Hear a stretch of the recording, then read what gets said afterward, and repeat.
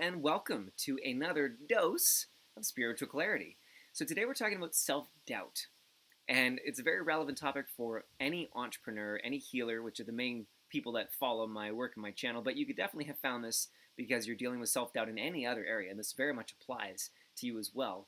But self doubt is one of those tricky things because sometimes we're actually just dealing with a bit of anxiety or a little bit of fear that comes up, and we don't like to use the label of self doubt or self-worth issues because we resist those big labels. So please know this video isn't just for the big heavy hitter self-doubt moments, it's also just for that little anxiety that has you watch an extra YouTube video or read an extra Facebook post or be on Twitter just an extra 5 minutes too long. Because often that procrastination is not just procrastination, it's actually self-doubt or fear or anxiety. So this video applies to all those. And like I say, especially it applies if you're an entrepreneur or a healer, because you've got to get your work done. You may only have an hour in the day, or maybe 2 hours in the day, or maybe half an hour in the day to do your work. So even losing 5 to 10 minutes to anxiety or self-doubt, it just doesn't work. It's just no fun, zaps your energy, and zaps your time. So in this video, we're going to talk about the 3 Ps.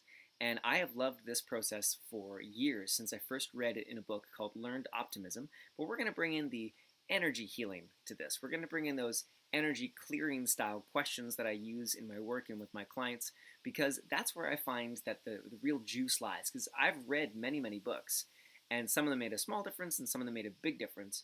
But when I do energy clearing combined with the ideas or concepts in books, I find that the results that I get expand exponentially.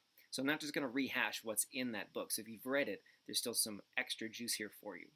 So in the 3P process that we're covering today, we're actually just going to cover the first P, which is personal. So as he talks about in the book, the 3Ps are personal, permanent, and pervasive. Personal means when something bad happens, you make it all about yourself. And I've never done this. I am not guilty of this at all. I've never taken things personally. So something bad happens. If for my life, maybe a client decides not to have a session, or a program doesn't sell as well as I want it to, or my wife, looks at me the wrong way, and I'm having a sensitive day, and so I make it all about myself instead of asking, what's going on in her world. So when it's personal, and you make it personal, it just amplifies the crappiness of any negative thing. And there's a neat fact in the book where he shared that for anyone who deals with depression, if you can just shift this 1P, you can't get depressed. You could get angry, you could blame other people, also not productive, but you can't get depressed. You can only get depressed if you make your failures about yourself.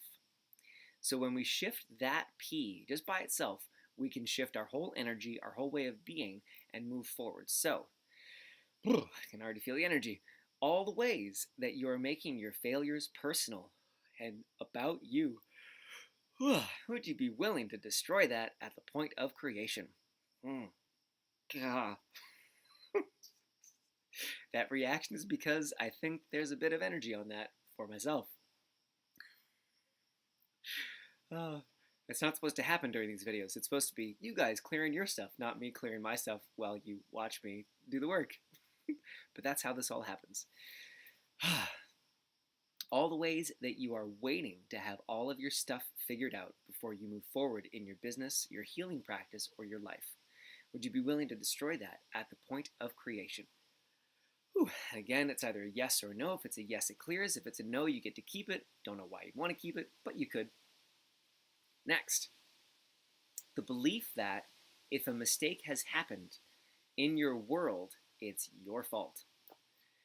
Would you be willing to destroy that belief at the point of creation? Now, this is one that we all have to some degree, because as we grew up as babies and then little kids, we didn't have that ability to separate from our environment and from the people in our environment. So mom and dad are angry, and we don't know yet how to be in a separate place from them, and so it's our fault.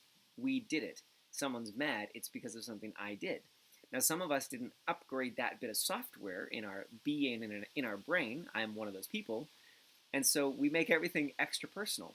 Some people did upgrade their software, and so they no longer take things as personally. So if you're one of those people that didn't upgrade your software, would you be willing to upgrade your software and stop making things about you right here, right now, at the point of creation. Whew, that was a different one. Different words.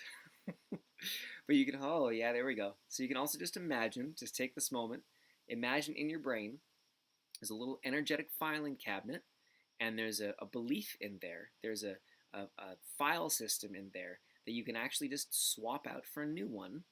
And this new one has you be, it's that you're allowed to be separate from other people in a healthy way. Some people talk about it as boundaries, but you can have that clear, healthy separation from you and others so that when bad things happen, it's not always about you.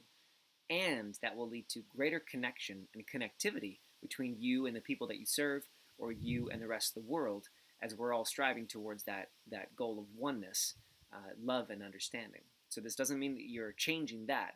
You're just no longer making all the bad things that happen just about you. So the belief that any bad thing that happens is just about you, nothing else, and no one else, would you be willing to destroy that at the point of creation? Oh, we got some jumpy, jittery energy on this. Okay, let's see. Yeah, I think that's probably good for now. If you deal with a lot of self-doubt, I would encourage you to watch this video a couple times, do the clearings a couple times over, and also we have a program coming up on October 10th. It's all about clearing self-doubt. That's literally the name, clearing self-doubt.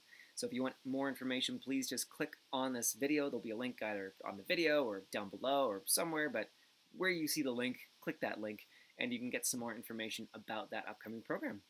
Thank you so much. Have an amazing day, and I will see you on the next video. Bye-bye.